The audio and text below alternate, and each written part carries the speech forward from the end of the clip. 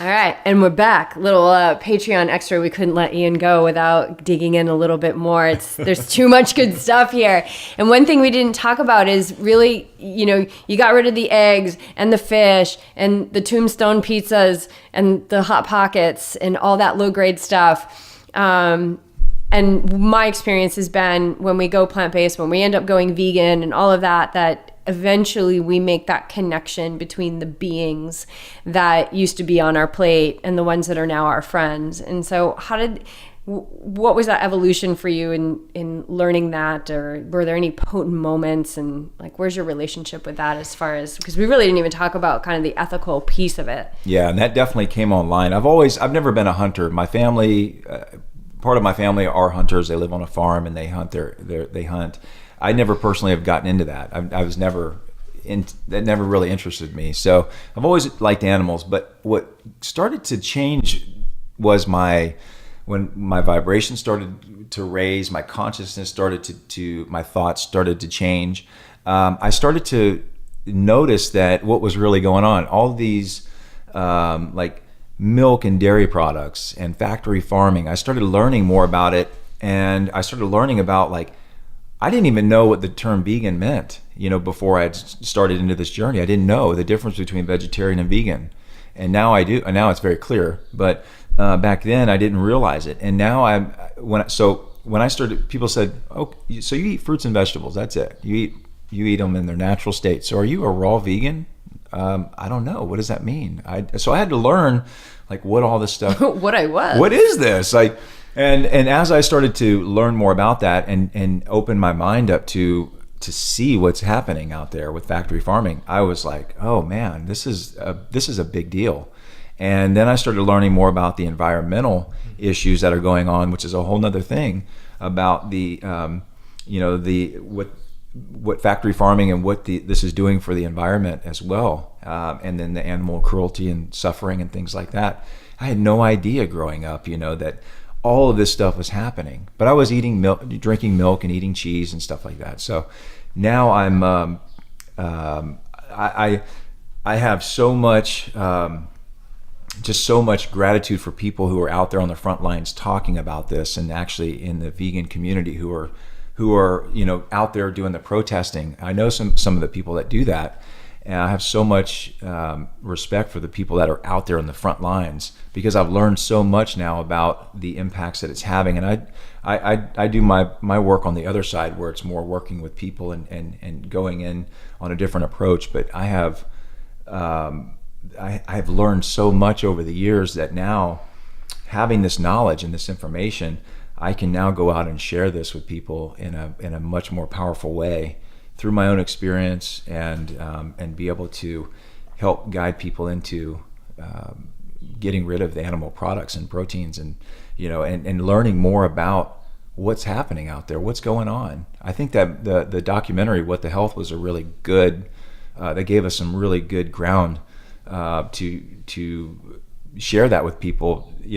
For us who are plant-based and vegan, it's just that documentary gave so much clarity to what's going on out there. We had some people that came to us that wanted to move to a vegan diet after seeing What the Health. And the gentleman, it was a couple, and the gentleman was like, I have no problem with killing animals for food. He had no ethical issue at all. He's like, but I do not like what's going in my food. So for him, that What the Health, like the pus in the food and the antibiotics, like for him, he was like, no, I have no problem with factory farming. He would say that all the time. I have no problem with any of that, but I don't like what's in my food. And then, and he was very, very sick man. And now they've been vegan for, I don't know, we started working with them in December. About 4 or 5 months. And they're like full vegan, like full on vegans. And so we'll see where it goes with it. But it was really interesting that everybody's going to take something different away from it. And he was a bit of a critic about it. He's like, it wasn't all, people had really attacked that film, which I think is an example of how powerful that film was. Yeah. But it was really interesting to get that take from him. I was kind of taken aback. I was like, oh God, interesting. But he did not like what was being put in his food. And I was like, great. If that's your entry into this, awesome. Because guess what? You're saving the lives of animals. I mean, Totally. it didn't make a a big point of saying that, but it's like, you're saving the planet. You're saving the lives of these sentient beings that do not want to die. And, they have feelings, and cows who want to keep their babies. Yeah. It's just, when I heard about how they take the baby calves away from the mothers at birth, I was like, oh my, if that doesn't make you tear up. And every single time, it makes me want to cry. Yeah. I mean, I'm just a little emotional too. It's just, we're fed so much misleading information. I know. And then I just see moms feeding their babies cow's milk. And it's like, this is where my spiritual practice comes in, of just like, it's okay. That's their path. Yeah. Like neutrality and compassion and love for everyone involved with what's in that baby bottle. Like, it's just love and compassion for everyone, because that's their path, and they're not off it, they're on it, and all I have to do is live the example. But that is the piece that absolutely like tears me. Yeah, me too. It breaks my heart. And we can thrive and survive, on plants. That's the thing. We don't need it. That's the whole thing. Like, it's total. This is my whole thing, is like, it's totally unnecessary. If I'm out there training, 6-7 hours on a weekend at a time, and then I can go and race like 3 of these distance events and still be able to walk afterwards and be able to do it again in 8 weeks after, like, what is the use? If I'm doing it without it, why do we need it? I know. Why do we need it? It's totally, then it becomes just personal choice. Like, it's something that they've always done. But if my argument is always, if you can do it without, then what is the purpose of all this cruelty and to the earth? The environmental impact is and we massive. live out here in California. It's so progressive, and we have pretty much anything that we really want at our fingertips. We're very lucky and grateful out here to have like all of this goodness.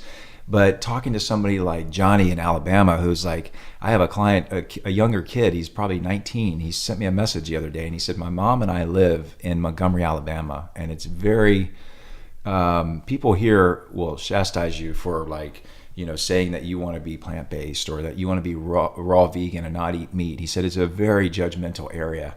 And he said, but we want to inspire people. He's interested in doing the reset. And he said, we want to inspire people here. We want to open up some kind of plant-based, and I'm like going, what? This is in Alabama? Like, this is so cool. He's like, I've been seeing your videos, and my mom talks about you, so I got dialed into what you're doing, and I've watched some of your YouTube videos, and just hearing this come from a young man who's like 19 years old and living in a very small town where the consciousness isn't quite like it is here in California, where you can do plant-based very easily and effortlessly, where somebody like they're having a bit more of a challenge. But it just shows like it's coming online everywhere. People are slowly starting to get it and wake up and starting to dislodge some of these old patterns or these old paradigms, the old way of thinking. And so this information, like what you guys are doing with this podcast, is amazing, because